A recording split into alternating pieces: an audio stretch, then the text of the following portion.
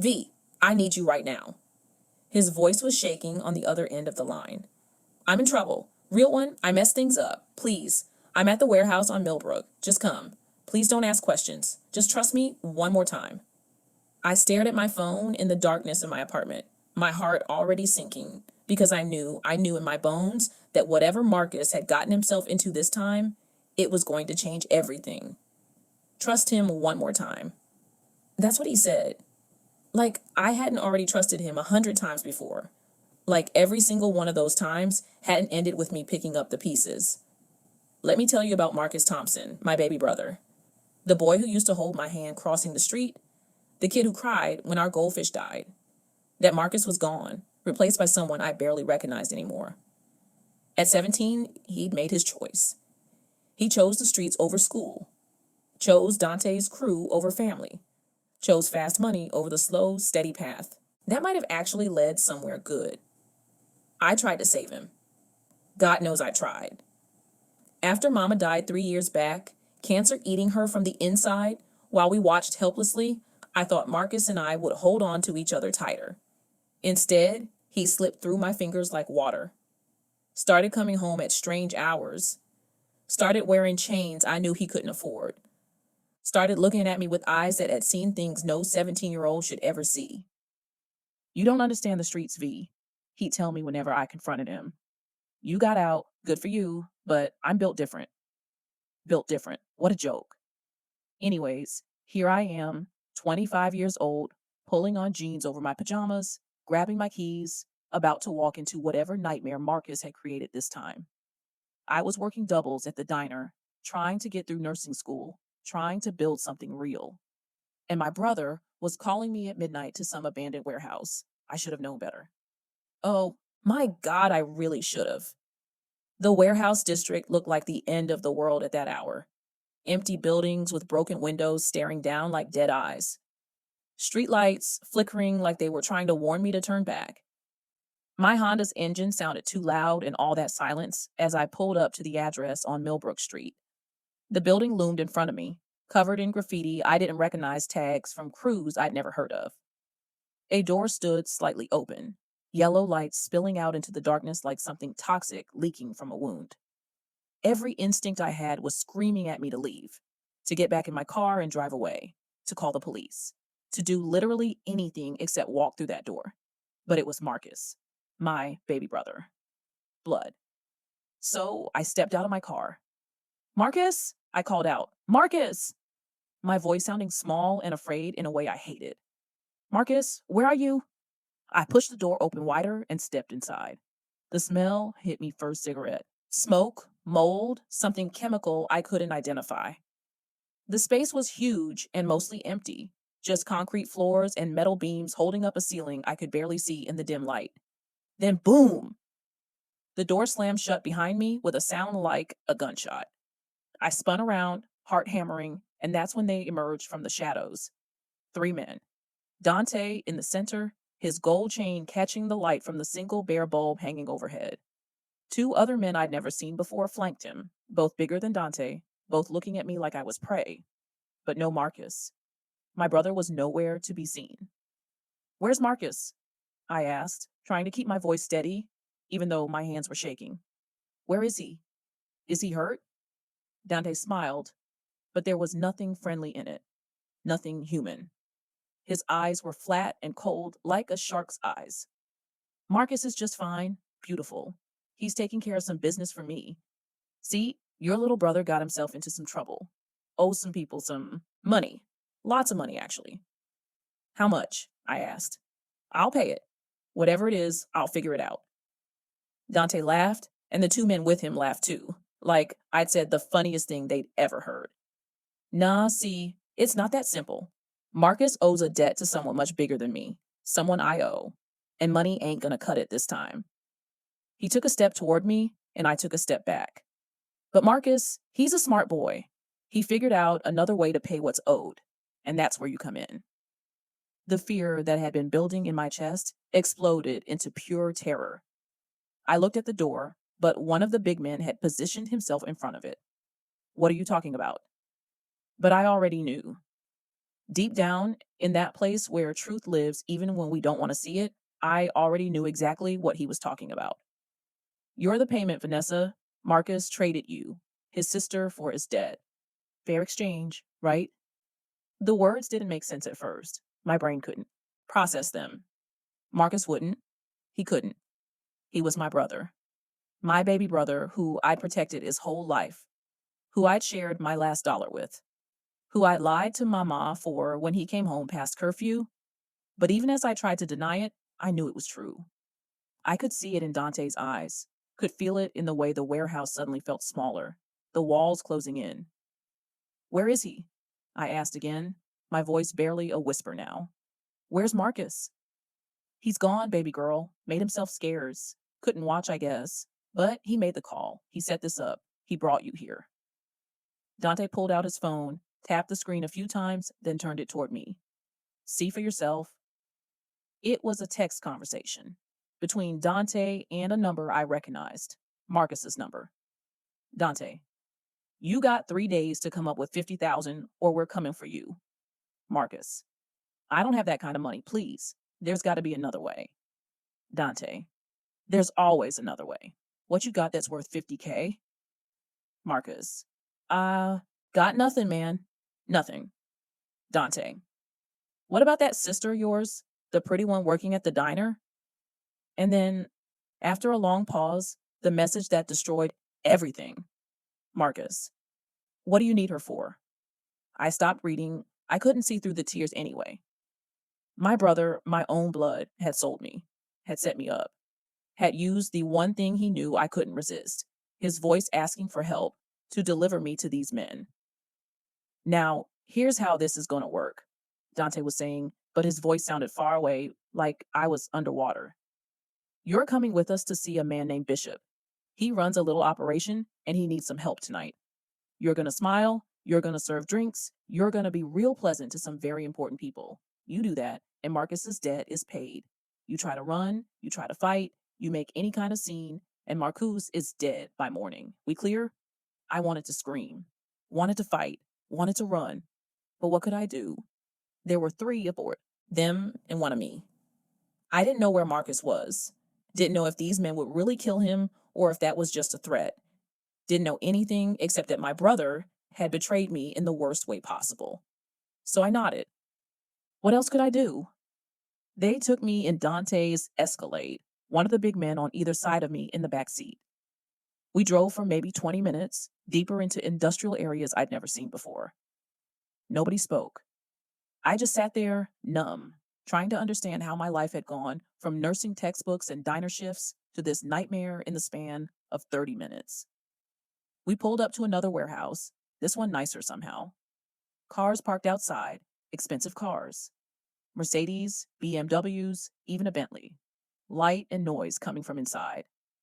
Remember, Dante said as we got out, smile, be nice, do what you're told. Marcus lives or dies based on how you act tonight. They walked me inside, and I got my first look at what my brother had sold me into. The warehouse had been converted into something else entirely. Expensive furniture, a full bar along one wall. In the center, a poker table surrounded by men in suits that probably cost more than my car. Smoke hung in the air, cigar smoke, expensive and thick. And at the head of the table sat a man I instinctively knew was Bishop. Maybe 50 years old, gray at the temples, wearing a suit that looked like it cost more than my entire year's tuition. He looked up when we entered, his eyes settling on me with an expression I couldn't read. This is her? He asked Dante. Yeah, Marcus's sister, just like we discussed. Bishop studied me for a long moment, and I felt like I was being appraised, evaluated, priced. She'll do, he finally said. Get her cleaned up and put her to work. What followed was the longest night of my life. They gave me a tight black dress that showed too much. High heels I could barely walk in. Told me to smile and serve drinks to the men at the poker table. And I did it. God help me. I did it. Because I was terrified and alone and I didn't know what else to do. But here's what they didn't know, what they couldn't see. While I served their drinks and smiled on command, I was listening. I was watching. I was learning. See, these men, These powerful, important men, they talked like I wasn't even there, like I was furniture, invisible. I learned that the man in the blue tie was Senator Mitchell, and he had a drinking problem that made him sloppy. I learned that the heavyset man with the Rolex was Judge Crawford, and he was in Bishop's pocket deep enough to fix cases. I learned that the man who kept checking his phone was Police Captain Hayes, and he was the reason drugs moved through our neighborhood without anyone getting arrested.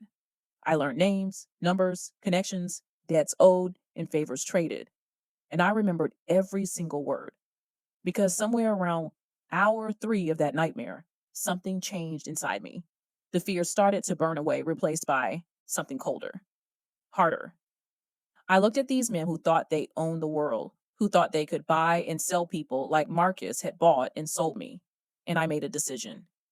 They'd taken everything from me tonight: my trust, my innocence, my belief that family meant something. Fine. I'd take everything from them in return. By the time the sun started to rise and Bishop's driver dropped me back at my apartment with $500 and a warning to keep my mouth shut, I wasn't the same Vanessa Thompson who walked into that warehouse. That girl was dead, killed by her own brother's betrayal. The woman who walked into her apartment, took off that dress, and looked at herself in the mirror was someone new. Someone who understood how the world really worked. Someone who knew that power was the only thing that mattered. Someone who was done being a victim. I took a shower, scrubbing my skin until it was raw, trying to wash away the feeling of their eyes on me. But some things don't wash off. Some things mark you permanently. Then I sat down at my kitchen table with a notebook and wrote down every single thing I'd learned that night. Every name, every connection, every weakness, every secret. And then I started planning my revenge. Not the quick kind, not the satisfying kind where you confront someone and they apologize and everything's okay. Number one, I was planning the slow, methodical kind. The kind that destroys everything someone has built. The kind that makes them suffer the way they made you suffer. The kind that leaves nothing but ashes. I didn't call Marcus back when he tried to reach me 3 days later, or the day after that, or the week after that. I let him wonder. Let him worry. Let him think about what he'd done. Meanwhile, I made a different call. To a number I'd memorized from a conversation I'd overheard at that poker table. A number that belonged to Marcus King, no relation to my brother, who ran the biggest operation on the East Side. Bishop's biggest rival. Mr. King, you don't know me, but my name is Vanessa Thompson. I have information about Bishop's operation that I think you'd be very interested in hearing. We met that night at a restaurant downtown. I laid out everything I knew. The poker games, the protection racket, the politicians on Bishop's payroll, every detail. And what do you want in return? Marcus King asked when I was finished. I want to learn, I said. I want to understand how this world works. How men like Bishop build empires, how they control people, how they take what they want and keep it. And then I want to destroy everyone who was in that warehouse that night. He looked at me for a long moment. You understand what you're asking for? This life, it changes you. There's no going back once you start down this road. I'm already changed, I said. That night changed me. Now I'm just choosing the direction. All right, he said. You want in? You're in. But you start at the bottom. You prove yourself. You earn your way up. And you never, ever betray me the way your brother betrayed you. I won't. And I didn't.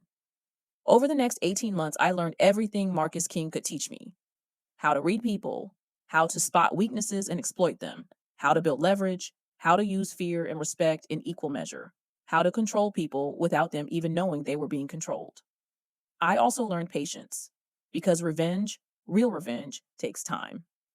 3 weeks after I started working with Marcus King, Bishop's main warehouse got hit. King's crew knew exactly when to strike because I told them when the next big poker game was scheduled. They knew where the guards would be because I counted them that night. They knew where Bishop kept his emergency cash because I'd overheard him talking about it. The hit was brutal and efficient. Bishop lost $2 million in cash and product that night. More importantly, he lost face. His people started questioning whether he could protect them. But I made sure Bishop didn't die in that raid. I needed him alive, suffering, watching his empire crumble piece by piece. Over the next year, I systematically destroyed everything Bishop had built. Every shipment that came in, I made sure Marcus King knew about it. Every deal Bishop tried to make, I sabotaged. Every connection he relied on, I severed. And I made sure he knew it was me. Left little hints, little messages, made sure he understood that the girl he'd used that night was the one destroying him now. Meanwhile, I was building my own operation within Marcus King's empire. He taught me well, but I'd learned to be better than him. Smarter, more ruthless, more strategic. I cultivated my own relationships with the corrupt politicians I'd met that night. Senator Mitchell, with his drinking problem, was easy to manipulate. A few carefully placed photos, some implied threats, and he was feeding me information about every political move in the city. Judge Crawford was harder, but everyone has pressure points. His was his son's drug addiction. I made sure the kid got into just enough trouble to keep the judge desperate and compliant. Captain Hayes was the easiest of all. Corrupt cops are always looking for the best deal. I simply offered him more money than Bishop was paying, along with better protection. He switched sides without hesitation. Within 18 months, I'd flipped Bishop's entire protection network. The politicians who kept him safe now worked for me. The judges who fixed his cases now fixed mine. The cops who looked the other way for him now looked the other way for me. Bishop was isolated, vulnerable, exactly where I wanted him. I finally went to see my brother Marcus 2 years after that night in the warehouse. He was living in a basement apartment in the worst part of town, looking 20 years older than he should. The drugs had taken their toll. He was thin, hollow-eyed, barely surviving. When he opened the door and saw me standing there, he started crying. V, I'm so sorry. I'm so sorry. Every day I think about what I did. Every day I hate myself for it. I walked past him into the apartment without saying a word. It was filthy. Needles on the table, empty bottles everywhere. This was what selling me had bought him. This misery. I need help, he said, following me. I'm dying, V. Hepatitis C. I can't afford treatment. I got nobody. Please. I know I don't deserve it, but please. I turned to look at him. Really look at him. This pathetic shell of my baby brother. You want my help? I asked quietly. Yes, please. Anything. I'll do anything. Good. Because you're going to help me with something. And if you do exactly what I say, I'll pay for your treatment. I'll get you clean. I'll give you a chance to live. But if you betray me again, even once, I'll make sure you die slow and painful. We clear? Yes. Yes. Anything you want. Perfect. Because we're going to destroy Bishop together. You're going to help me set him up for the biggest fall of his life. And then, after he's destroyed, I'm going to let you watch him die. My gift to you. The man who turned you into a monster gets to see what monsters do to each other. Marcus nodded, too desperate and broken to question it. The trap I set for Bishop took 6 months to prepare. I used Marcus as bait. Cleaned him up enough to be functional, got him into a methadone program, made him look like he was getting his life together. Then I had him reach out to Bishop with an offer. Information about Marcus King's operation in exchange for clearing his old debt. Bishop, desperate and paranoid after 2 years of losses, took the meeting. It happened in the same warehouse where I'd been taken that first night. I made sure of that. Poetry in the location. Bishop came with just 2 bodyguards, thinking he was meeting my broken brother for a simple information exchange. Instead, he walked into a room full of Marcus King's people and me. I stepped out of the shadows as his bodyguards were disarmed. Remember me, Bishop? I asked. He stared, confused at first, then recognition slowly dawned. The girl, Marcus's sister. That's right. The girl you used, the girl you thought was nothing, the girl who served your drinks while you and your friends played your little games. This is about that? That was just business, nothing personal. Nothing personal, I repeated. You treated me like property, like I was something to be bought and sold, and it was nothing personal. You know what? You're right. This isn't personal either. This is just business. I nodded to Marcus King's men. They forced Bishop to his knees. Here's what's going to happen, I said, walking around him slowly. You're going to sign over every asset you have. Every property, every account, every business. All of it goes to me. And then you're going to leave the city and never come back. And if I refuse, then I release every piece of evidence I have about your operation to the FBI. The payoffs, the murders, the corruption. I've been documenting everything for 2 years. You'll spend the rest of your life in prison. Oh, and your family? Your wife and kids who think you're a legitimate businessman? They'll learn exactly what you are. I'll make sure of that. Bishop's face went white. You can't. I can. And I will. Unless you sign. He signed. Every document I put in front of him, he signed with shaking hands. When it was done, I leaned down close to his ear. You took one night from me. I took everything from you. We're even now. Get out of my city. Bishop left that night with nothing but the clothes on his back. Last I heard, he was living in some small town in the Midwest, working at a gas station. Broken, humiliated, destroyed. Perfect. Dante was next on my list. He'd been lying low since Bishop's fall, running a small crew out of the suburbs, trying to stay off my radar. But I hadn't forgotten him. I hadn't forgotten any of them. I had my people grab him off the street one night, brought him to a warehouse, different location, but same setup. Same concrete floors, same harsh lighting, same feeling of inescapable dread. When he saw me, he tried to act tough. V, look, whatever you think, shut up, I said calmly. You don't get to talk, you just get to listen. I had my men tie him to a chair, made sure the ropes were tight enough to hurt. That night in Bishop's warehouse, you told me Marcus's debt was paid. You lied. The debt wasn't paid, it was transferred to me. And now you're going to pay it back. With interest. What do you want? Money? I'll get you money. I don't want your money, Dante. I want you to suffer the way you made me suffer. I want you to feel powerless, afraid, used. Over the next 3 hours, my men beat him. Not enough to kill him. Not even enough to permanently injure him. Just enough to hurt, to terrify, to break his spirit the way that night had broken something in me. When they were done, I leaned down to look him in the eyes. You're going to leave this city tonight. You're going to start over somewhere far away with nothing. And you're going to remember every single day for the rest of your life that Vanessa Thompson destroyed you. The girl you thought was nothing became your worst nightmare. Tell that story to whoever will listen. Make sure everyone knows what happens when you cross me. He left that night, beaten and broken. I never saw him again. 2 down.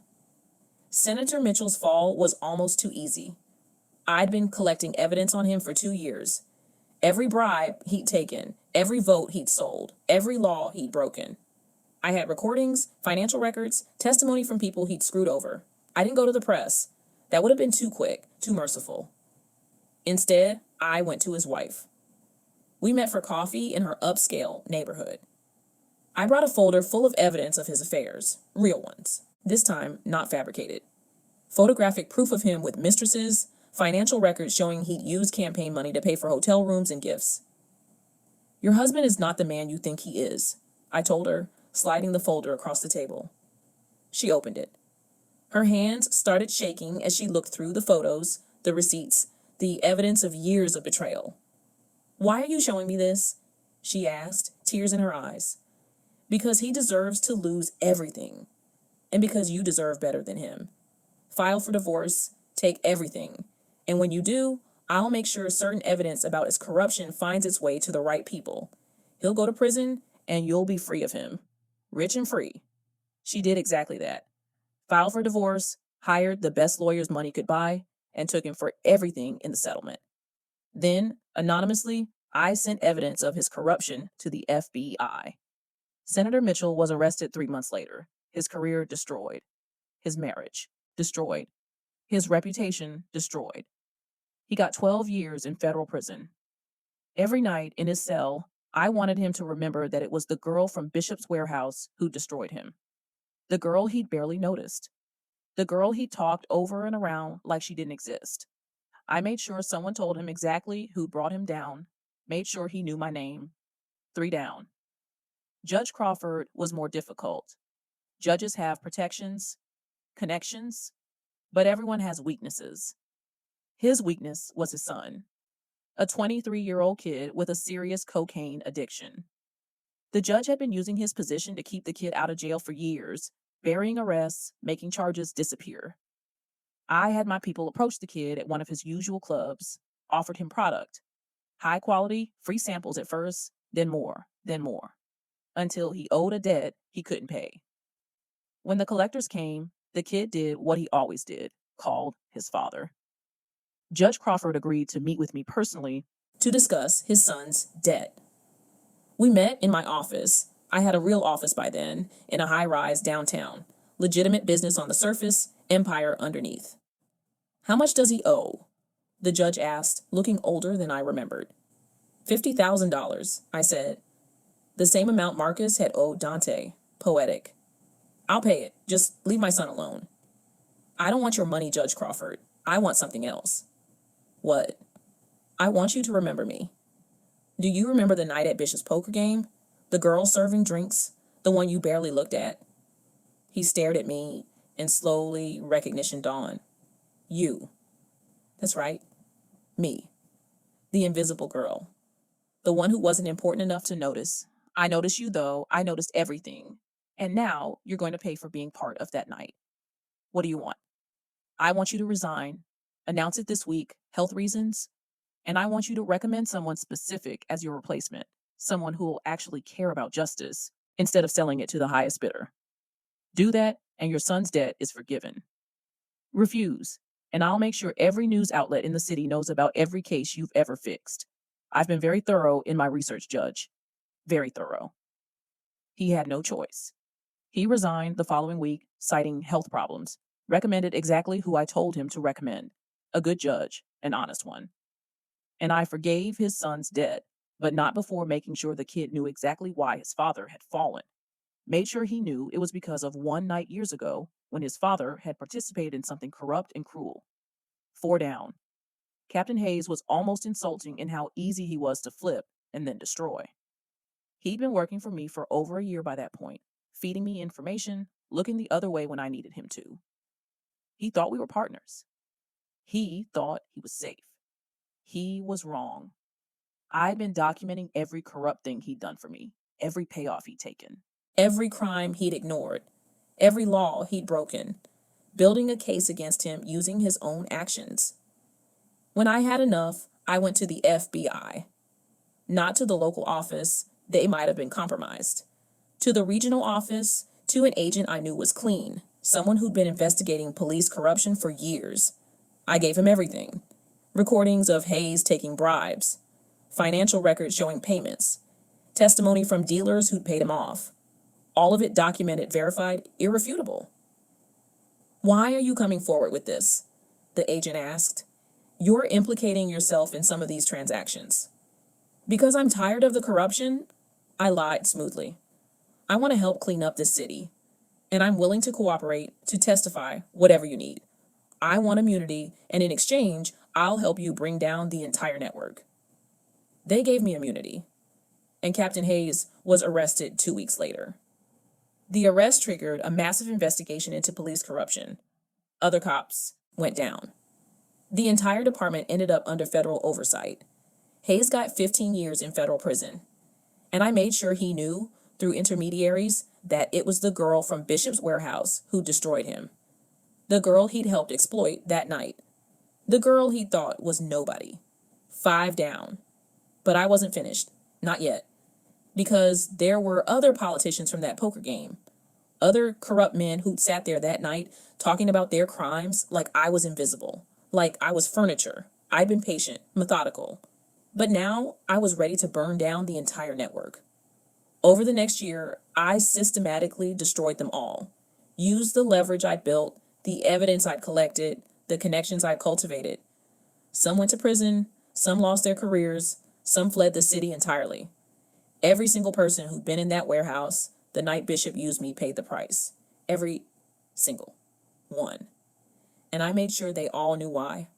Made sure they all understood that the girl they dismissed, the girl they'd barely noticed, had become their destroyer. By the time I was done, the corruption network that had allowed men like Bishop to thrive was completely dismantled.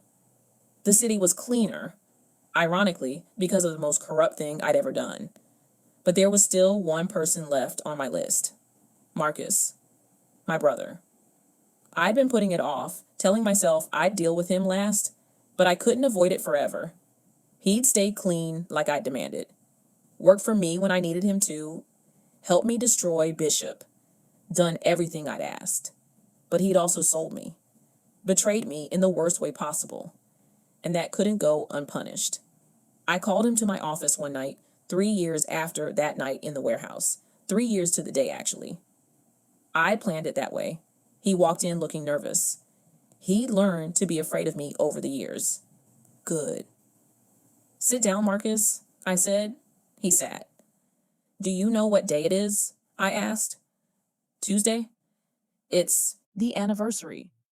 3 years ago today, you called me, told me you needed help, lured me to that warehouse, sold me to save yourself. His face went pale. Shut up. I'm talking. I stood up, walked around my desk, leaned against it facing him. For 3 years, I've been planning my revenge. Against Bishop, against Dante, against everyone who was there that night. I've destroyed them all. Every single one of them has paid the price for what they did to me. I know. And I'm grateful you let me help. I said, shut up. My voice was cold enough to freeze fire. Now it's your turn to pay, Marcus. You started all of this. You're the one who betrayed me. You're the one who sold your own sister to save yourself. And now you're going to face the consequences. He was crying now. Please. I'm sorry. I'm so sorry. I've been trying to make it up to you. I stayed clean. I helped you. I did everything you asked. I know. And that's the only reason you're still breathing.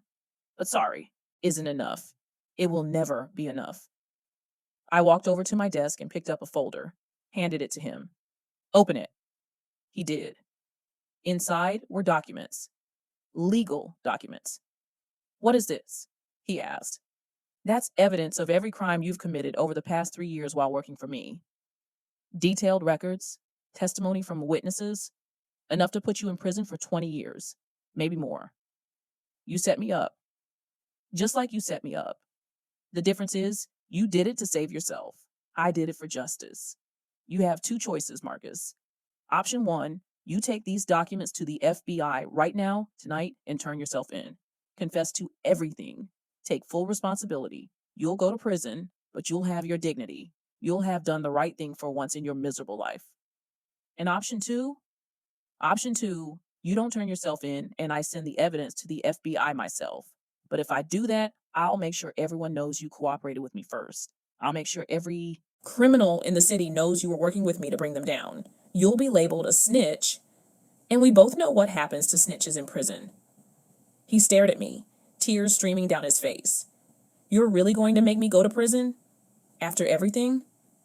You made your choice 3 years ago. Now you get to live with the consequences. So what's it going to be? Turn yourself in and keep your dignity, or wait for me to destroy you completely? He sat there for a long time, shoulders shaking with sobs. Finally, he stood up, took the folder. I'll turn myself in, he whispered. But I need you to know something. I loved you. I still love you. You're my sister. And I know I destroyed us, but I need you to know it was real. The love was real, even if everything else was broken. I know, I said quietly. That's what makes it worse. You love me and you still sold me. That's why I can't forgive you. That's why you have to pay. He nodded, understanding, finally settling over him. Then he walked out of my office, out of my life, carrying the evidence that would put him in prison. He turned himself in that night, confessed to everything, got 18 years. I never visited him, never wrote him, never spoke to him again. My baby brother was dead to me, had been since that night in the warehouse. Now it was just official. With everyone from that night destroyed, I finally had what I'd been working toward for 3 years. Complete and total revenge. I stood in my office, looking out over the city I now controlled, and waited to feel satisfied. Victorious, complete. But I felt nothing. Just emptiness. The same emptiness I had felt that first night in the warehouse, multiplied 1,000 times over. I destroyed everyone who'd wronged me. built an empire in the process, became powerful beyond anything I'd imagined that first night. But I'd also destroyed myself. The girl who wanted to be a nurse, who believed in helping people, who thought family was everything, she was gone. Dead. Replaced by someone cold and calculating and empty. I'd won. I'd gotten my revenge, and it felt like losing. Around this time, I met James Rivera at a charity gala. Defense attorney, expensive suit, kind eyes that actually saw me as a person. We started dating. Fell in love somehow, despite everything I'd become. He knew what I was, knew I ran a criminal empire, knew I'd destroyed dozens of lives, and he loved me anyway. You could stop, he told me one night as we lay in bed together. You've gotten your revenge. You've proven you're not a victim anymore.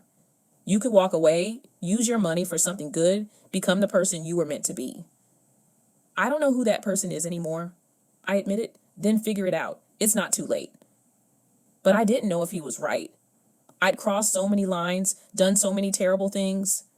Could someone like me really just walk away? Really become something better? I thought about it. For months while continuing to run my operation. The empire was stable, self-sustaining. I had people who could handle day-to-day operations. I didn't actually need to be involved anymore. So one day, I just stopped. Promoted my most trusted people to run things. Set up legal businesses to funnel the money into legitimate enterprises. Stepped back from the criminal side of the operation. And I started using my money, the blood money I'd accumulated, to actually help people. Funded scholarships for kids from the neighborhood. Opened a community center. Started programs to help people get out of the life I built my empire on. It wasn't redemption. I'd done too much for that. But it was something. An attempt to balance the scales, even though I knew they could never truly be balanced. James and I got married 2 years later. Small ceremony, no family. I had none left that mattered. Just two broken people trying to build something real. 10 years after that night in the warehouse, I stood at my mother's grave. I'd brought flowers, her favorites, yellow roses. I avenged myself, Mama, I said to the headstone. Everyone who hurt me that night paid the price. I won. I got my revenge. The wind blew through the cemetery, rustling the leaves. But I lost myself in the process. Became something you wouldn't recognize, wouldn't be proud of. I knelt down, placed the flowers on her grave. I'm trying to do better now, trying to help people instead of destroying them. But I can't take back what I did, can't undo the damage, can't bring back the girl I was before that night. I stood up, wiped my eyes. I hope wherever you are, you understand. I hope you know I didn't have a choice. They took everything from me that night, so I had to take everything back. It was the only way to survive. I turned to leave, then stopped. I won, Mama. I destroyed everyone who hurt me. I got my revenge. I walked away from the grave, back to my car, back to the life I built, on ashes and blood. I'd won, but victory felt a lot like damnation. And maybe that was exactly what I deserved. 20 years later, I'm still here, still running legitimate businesses that grew from illegitimate roots, still trying to balance scales that can never truly be balanced. Marcus died in prison 5 years into his sentence, stabbed by another inmate in a yard fight. I didn't go to the funeral, didn't send flowers, didn't acknowledge it at all. He'd paid for what he did, they'd all paid, and I paid too, in my own way. Paid with the girl I'd been, the life I could have had, the person I was supposed to become. But I don't regret it. Not the revenge, not the empire, not any of it. Because that night in the warehouse, they tried to break me, tried to make me nothing. Instead, they created their own destruction. I became Vanessa Thompson, the woman who destroyed an empire, the woman who made powerful men fear her, the woman who proved that you don't get to use people and walk away unpunished. My revenge was complete, total, absolute. Everyone from that night suffered. Everyone paid the price, and I lived to tell the tale. That's my story. The story of how one night of betrayal turned into years of calculated revenge. How a nursing student became a criminal mastermind. How the girl they tried to destroy became their destroyer. It's not a happy story. It's not an inspiring story. But it's a true story. And the truth is this: sometimes revenge is the only justice you'll ever get. Sometimes becoming a monster is the only way to defeat the monsters who hurt you. Sometimes winning means losing yourself completely. I won my war, destroyed my enemies, got my revenge, and I'd do it all again if I had to, because I'm Vanessa Thompson, and I'm nobody's victim. Not anymore, not ever again.